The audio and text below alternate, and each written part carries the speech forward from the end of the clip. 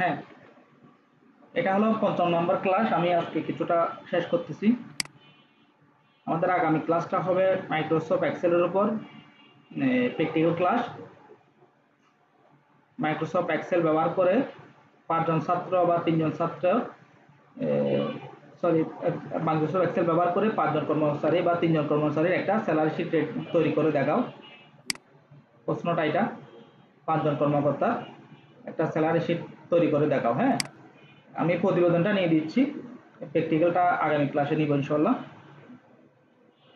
তো প্রতিবেদনের মধ্যে দেখেন তথ্য, মাইক্রোসফট এক্সেল একটি spreadsheet analysis program. Microsoft Excel প্রোগ্রামের মাধ্যমে ৫ জন কর্মচারীর স্যালারি শিট তৈরি করতে পারি। আলোচ্য অংশে আমরা মাইক্রোসফট এক্সেল 2007-10 ব্যবহার করার মাধ্যমে স্যালারি শিট তৈরি করার জন্য নির্দিষ্ট হয়েছে। উদ্দেশ্য কি? স্প্রেডশিট অ্যানালিসিস প্রোগ্রাম 2007-10 ব্যবহার করে স্যালারি শিট তৈরি করার কৌশল অবলম্বন করা হলো আমাদের উদ্দেশ্য।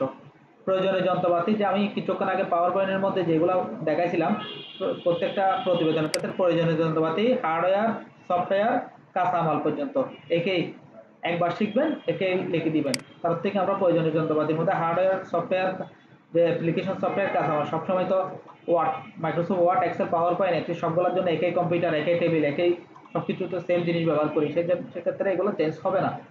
কাজের ধারার মধ্যে আমরা পাওয়ার পয়েন্ট যখন করছিলাম, পাওয়ার পয়েন্ট কম্পিউটার স্টার্ট করার পর পাওয়ার পয়েন্টটা সিলেক্ট করলে পাওয়ার পয়েন্টটা ওপেন হয়। হ্যাঁ, এখানে এক্সেল কম্পিউটারটা স্টার্ট করার পর অফিস বাটনে গিয়ে মাইক্রোসফট এক্সেল ক্লিক করলে এক্সেল প্রোগ্রামটা ওপেন হবে। এতটুকু কাজের ধারা। ডাটাশিট টেবলটা হলো কি, আমাদের আলোচ্য অংশে কি ছিল, যে ৫ জন কর্মচারীর একটা স্যালারি শিট তৈরি করে দেখানো। এই ৫ জন কর্মচারীর স্যালারি শিট তৈরি করতে গেলে এই কলামটা আমরা মাইক্রোসফট এক্সেলে করতে হবে। করার পর যে ভাতা এবং বাড়ি ভাড়া এগুলোর উপর ৫ জন কর্মকর্তার রিপোর্ট বের করতে হবে।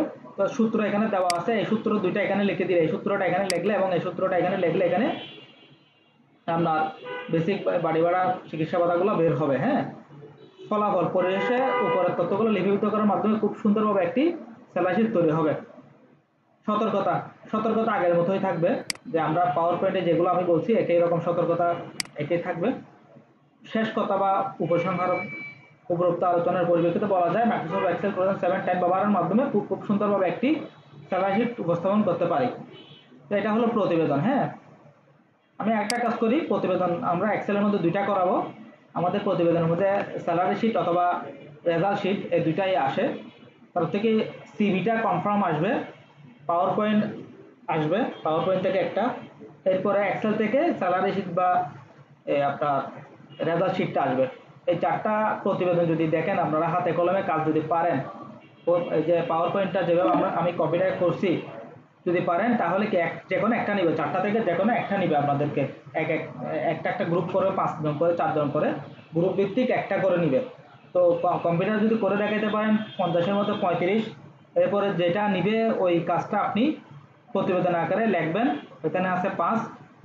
মৌখিক পরীক্ষা নিবে, 2টা-3টা করে প্রশ্ন ধরবে, সংক্ষিপ্ত প্রশ্নগুলা।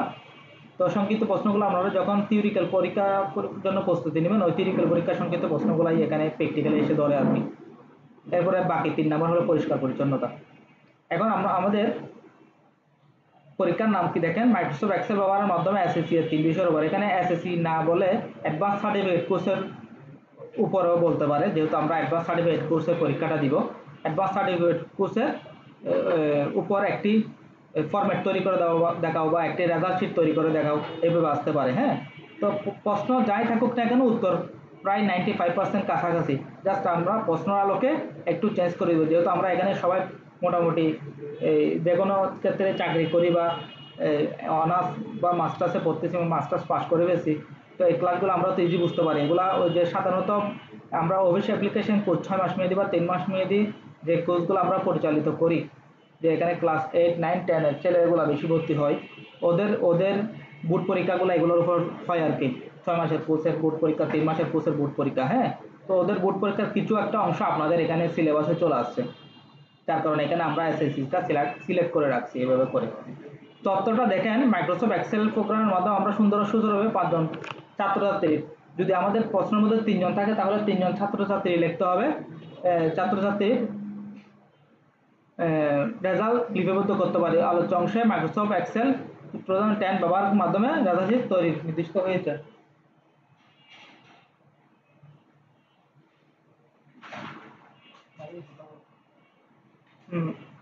উদ্দেশ্য spreadsheet analysis program MS Excel 2007-10 ব্যবহারের মাধ্যমে রেজাল্ট শিট তৈরি করা হলো এর মূল উদ্দেশ্য।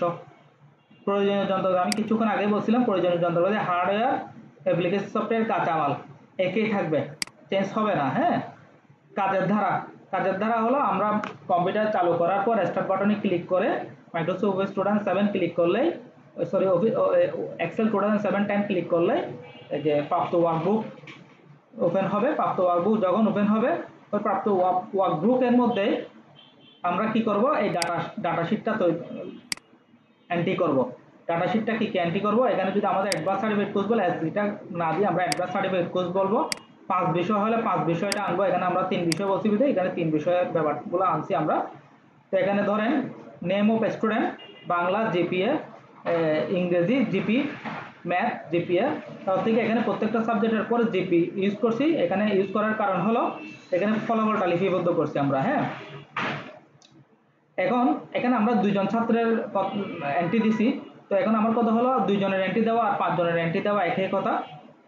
এখানে আমরা সূত্রগুলো নিচে দিয়ে রাখছি, দেখেন সূত্রের প্রয়োগগুলা। তো এখানে আগামী ক্লাসে যখন আমি প্র্যাকটিক্যাল করাবো আপনারা এই প্র্যাকটিক্যাল আকারে সূত্রগুলো দেখবেন। আর এই ফাইলগুলো আমরা গুগল ড্রাইভে করে আপনাদেরকে যখন দিয়ে দিব তখন আপনারা এখান থেকে কালেকশন করে প্রিন্ট করে কাজ করতে পারবেন। আর সূত্রগুলো দিলে এখানে ফলাফলগুলো বের হয়ে যাবে। ফলাফল পরিশেষে উপরে তথ্যগুলো বিভক্ত করার মাধ্যমে খুব সুন্দরভাবে ছাত্রছাত্রীর রেজাল্ট তৈরি করতে হবে। সতর্কতা থেকে এতটুকু পর্যন্ত আগের মতোই থাকবে, কোনো কিছু চেঞ্জ হবে না। উপরোক্ত আলোচনার পরিপ্রেক্ষিতে বলা যায় মাইক্রোসফট এক্সেল 2007 ব্যবহার করে খুব সুন্দর ও চমৎকার একটি রেজাল্ট শিট তৈরি করে পরিদর্শী করে তোলা। তো এটা হলো আপনাদের রেজাল্ট শিটের উপর একটা প্রতিবেদন। আগামী ক্লাসে আমি রেজাল্ট শিট এবং স্যালারি শিট দুইটার উপর প্র্যাকটিক্যাল ক্লাস দিব। প্র্যাকটিক্যাল ক্লাস দেওয়ার পর আপনাদের আগামী ক্লাসে এই সাবজেক্টের উপর ক্লাস শেষ হবে এবং আমি সাথে সাথে আপনাদের প্রত্যেকটা ক্লাসের ভিডিও রেকর্ড ইতিমধ্যে দিয়েছি, আবার দিব, সমস্যা নেই, এবং তথ্যগুলো আপলোড করব। তো আজকে এতটুকুই থাকুক, সবাই ভালো থাকবেন। আর যারা ইতিমধ্যে ফাইলগুলো পেয়েছেন একটু দেখবেন, আমি একটু পর আবার আপলোড দিচ্ছি গুগল ড্রাইভটা এই সাবজেক্টের উপর। তো এখন থেকে যদি আপনারা প্রিপারেশন নেন তাহলে আশা করি ভালো রেজাল্ট করবেন। কারণ যে ICT and computer office application এই সাবজেক্টের মধ্যে আমি আবারও বলে রাখি যে প্রথম সেমিস্টার আপনাদের 6টা সাবজেক্ট আছে। 6টা সাবজেক্ট থেকে ICT and computer office application একটা সাবজেক্ট, ক্রিয়েটিভ গ্রাফিক্স ডিজাইন একটা সাবজেক্ট, দুইটার ক্লাসে আমি নিব। এখন কথা হলো এই 2টা সাবজেক্ট থেকেই প্র্যাকটিক্যাল কিন্তু বেশি আপনাদেরকে দেখবে কম্পিউটারে। বাকি সাবজেক্টগুলো প্র্যাকটিক্যাল দেখে না, কারণ প্র্যাকটিক্যাল দেখার মতো ওই ধরনের সরঞ্জাম নাই, যার কারণে আপনাদের বাকি সাবজেক্টগুলো মৌখিক পরীক্ষা নিয়ে আপনাদের প্র্যাকটিক্যাল দিয়ে দিবে। আর এই সাবজেক্টে পাস করা তেমন কঠিন কিছু না, জাস্ট আমরা যেভাবে বলবো আপনারা মোটামুটি প্রিপারেশন নেবেন। যেহেতু সবাই অনার্স মাস্টার্স করতেছেন, তো এসএসসির মতো তার বসে এতটুকু পড়ালেখা করার সুযোগ নাই। মোটামুটি প্রিপারেশন নিলে ইনশাল্লাহ জিপিএ 4 পাওয়া কোনো ব্যাপার না। কারণ আমরা বিগত সময় যেটা দেখলাম যারা মোটামুটি প্রিপারেশন নেয় ওরা ভালো রেজাল্টটা করে, নাম্বার ধরে রাখেন, ওনারা নাম্বার দিয়ে দেয়। কিন্তু একদম যদি প্রিপারেশন না নিয়ে থাকি তাহলে তো এমনি তো আর নাম্বার দিবে না, ঠিক না? তো সেক্ষেত্রে আপনারা এই 2টা বিষয়ের উপর বেশি নজর দিবেন। কেন? যেহেতু 6টা বিষয় আছে, 2টা বিষয়ের প্র্যাকটিক্যাল কম্পিউটার হাতে কলমে নেবে। এই 2টা বিষয়ের প্র্যাকটিক্যাল যারা পারবেন তাদেরকে বাকি বিষয়গুলোর প্র্যাকটিক্যালও নাম্বার বেশি দিয়ে দিবে টিচাররা। ওনারা মনে করে কি এই 2টা বিষয় যেহেতু পারছে বাকিগুলো পারবে, এরকম মনে করে থাকে, ঠিক আছে? তো আমি একটু পরে আপনাদেরকে আবার গুগল ড্রাইভটা আপলোড করতেছি। গুগল ড্রাইভটা আপলোড করলে আপনারা ওইখান থেকে কালেকশন করে নেবেন। হ্যাঁ, তো আজকে আমাদের ক্লাস এতটুকুই থাকলো। সবাই ভালো থাকবেন। আসসালামু আলাইকুম।